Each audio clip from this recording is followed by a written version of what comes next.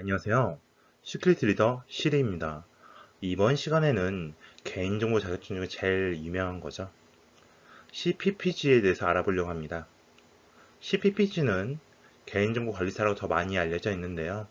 개인정보에 대해서 얼마나 잘 이해하고 있는지, 개인정보 경력 없이도 개인정보를 이해하는 데 도움을 줄 수 있는 자격증입니다. 그에 따라서 관리 보완하시는 분들이 많이 처음에 따시는 자격증이기도 하고요. 관리 보완으로 취직을 원하시는 분들이 처음 접하는 자격증이기도 합니다. 그만큼 허들이 없지만 매우 유용한 자격증 CPPC에 대해서 알아보도록 하겠습니다.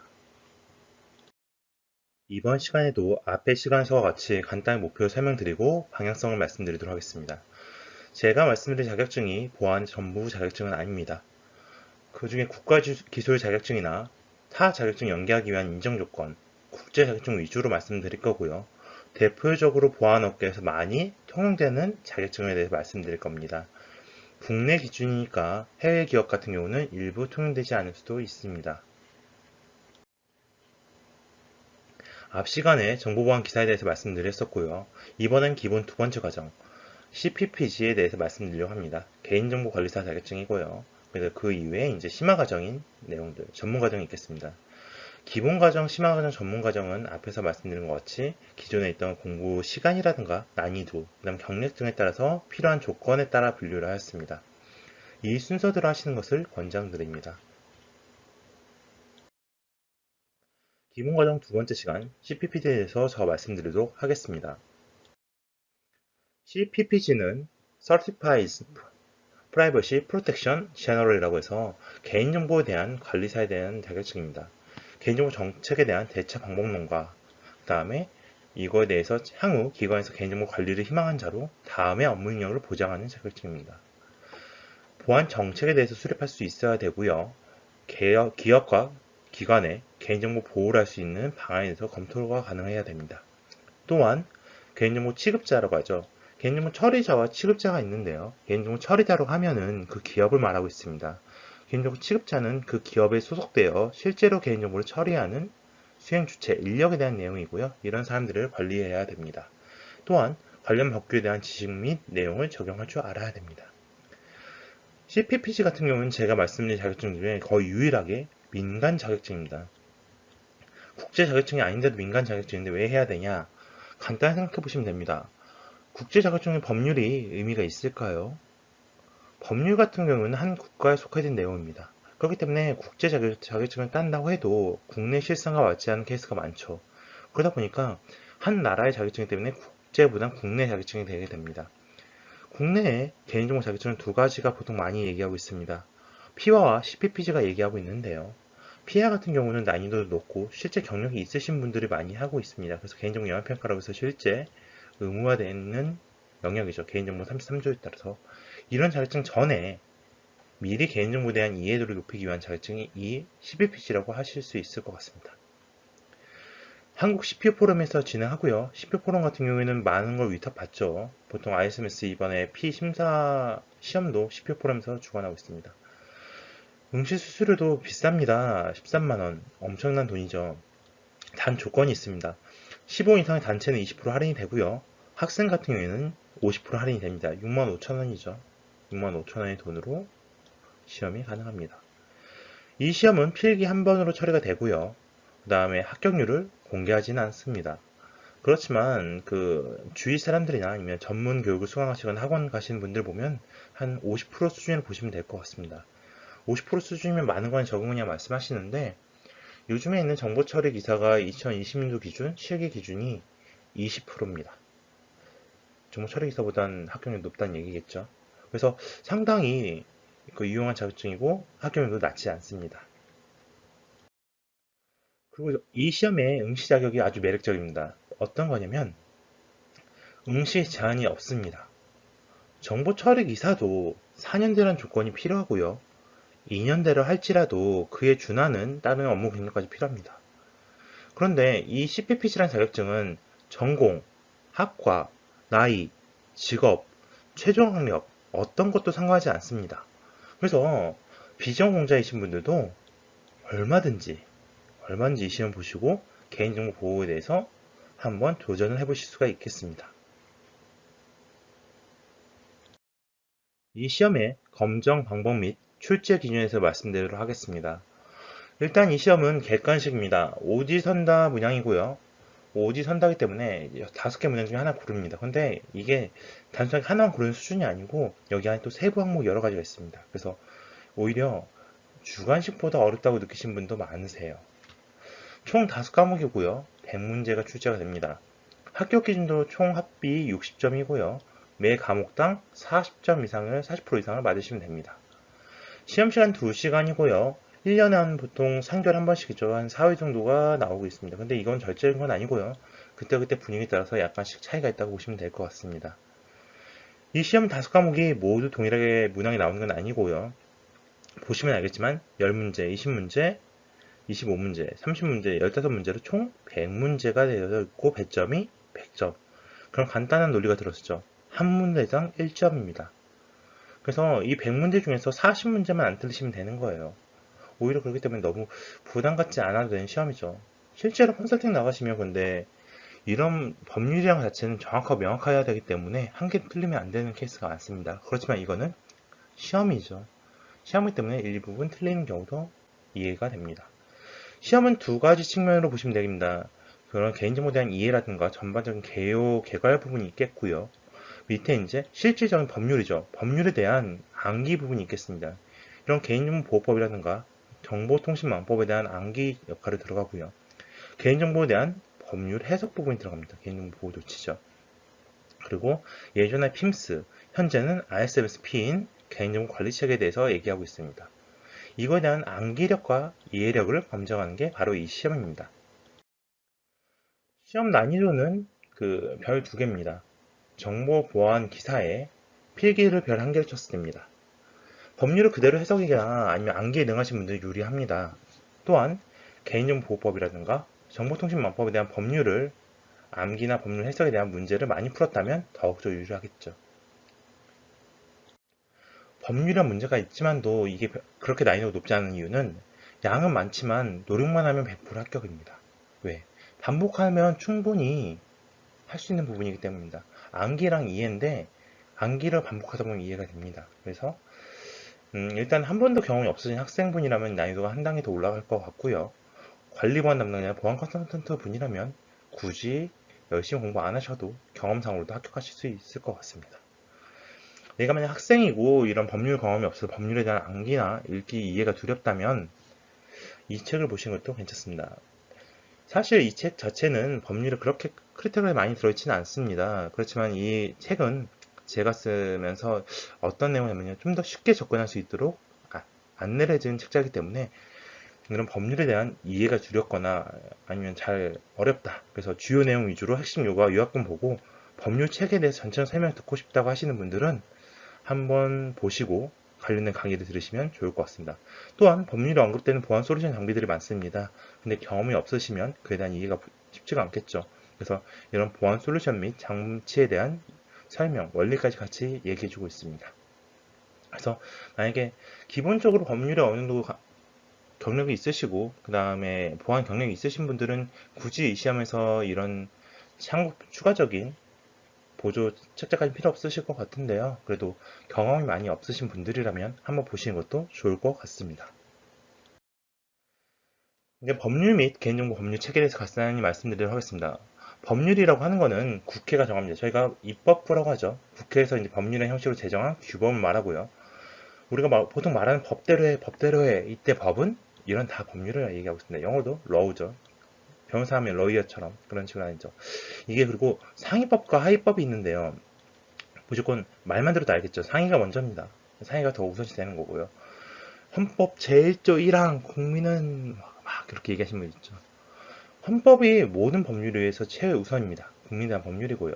그다음에 그에 대한 그 이외에 이제 입법부인 국회가 만든 법률이 존재합니다. 그리고 이 법률은 전부 내용을 담지 않습니다. 그래서 이거에 대한 실제 어떻게 구현할 건지, 어떻게 이 법률을 이행할 건지에 대한 내용은 행정부에서 각 명령에 따라서 부처에서 만들고 있습니다. 그리고 이제 이걸 밑으로 지방의회라고 있습니다. 이제 구에 속하신 분도 있고요. 그런 분들이 이제 조례를 만들고 이외에 그 외 단체들의 규칙을 만듭니다. 근데 보통 이런 명령까지를 좀 스트릭트하게 보시고요. 조례나 규칙을 넌스트릭트하게 보시는 분도 많이 있습니다. 개인정보 법률 체계입니다. 그래서 이런 부분이 존재를 하겠고요. 헌법, 법률, 명령, 조례, 규칙을 개인정보에 매핑해서 보도록 하겠습니다. 헌법은 국민의 기본권을 보장하기 위해 만들어진 최고법이고요.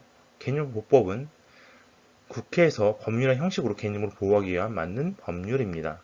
또한 시행령이라고 있습니다. 행정입법에 따른 명령이고요. 아까 말씀드린 것 같이 조례는 각 단체죠.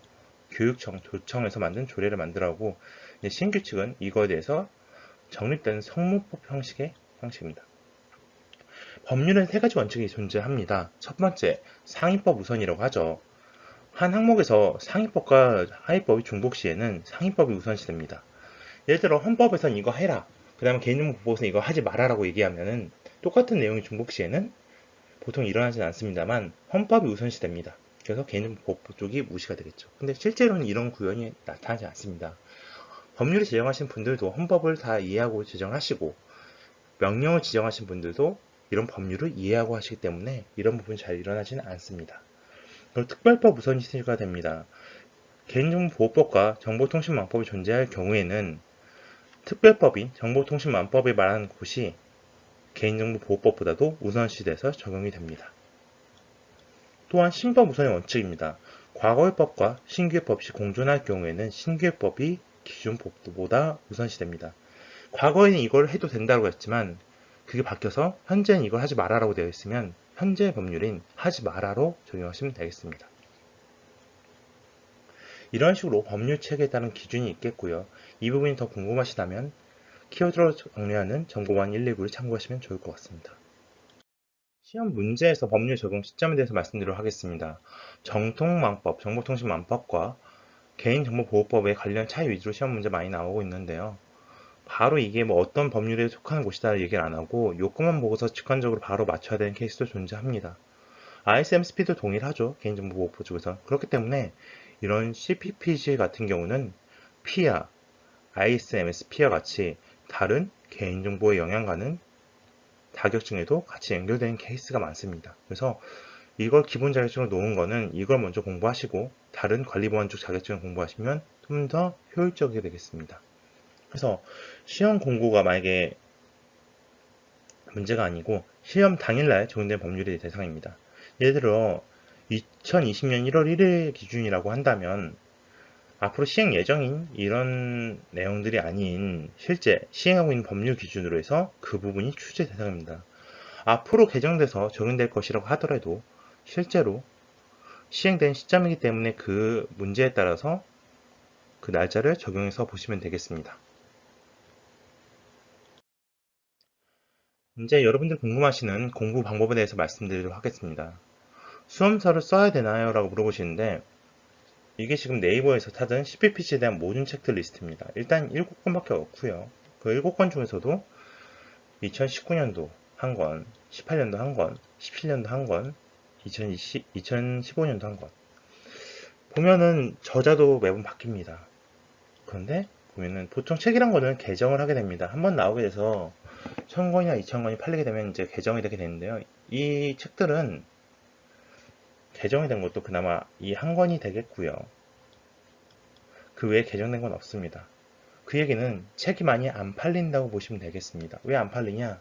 뭔가 다른 공부 방법에 책을 안 봐도 합격하신 분이 많다는 얘기겠죠. 책을 왜 많이 안 볼까? 좋은 자료가 있다는 겁니다. 그 다음에 법률과 책의 관계입니다. 법률을 뭐 제가 책 냈을 때도 포함이 돼야 됩니다. 물론 법률 자체가 보안에 많은 영향을 주기 때문에 포함이 안 될 수는 없는데 이렇게 법률에 대해서만 적은 책이고 실제로 이게 개인정보에 특화된 책이라고 한다면 이게 과연 책으로 변함이 없는 진리가 될까요? 법률은 끊임없이 바뀝니다. 1년도 여러 번 바뀌고요. 그렇기 때문에 책에서 이런 법률에 대한 핵심 원리를 다룰 수는 있겠지만 이런 시험에 대해서 법률을 매번 관리할 수는 없습니다. 그렇기 때문에 이런 책들이 경쟁력이 없어지고 실제로 판매 수치가 낮게 됩니다. 그래서 개정이 안 되죠. 그럼 수험서를 써야 되냐? 저는 굳이 쓰시지 않으셔도 된다고 생각하고 있습니다.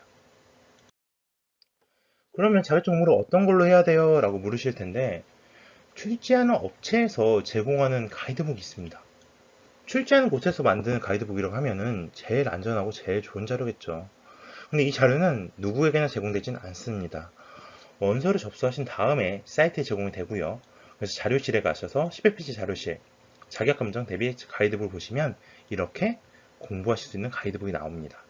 괜히 그 시험 접수하기 전에 수험서부터 사신다면 수험서 공부 다 했어. 이제 나는 이제 접수해야지라고 하시는 것보다 일단 접수를 날짜를 고르시고요. 접수하신 다음에 보시면 이런 그때 맞춘 공부 자료가 나오고 있습니다. 그래서 이런 부분도 같이 참조하셔서 공부하시면 제일 좋습니다.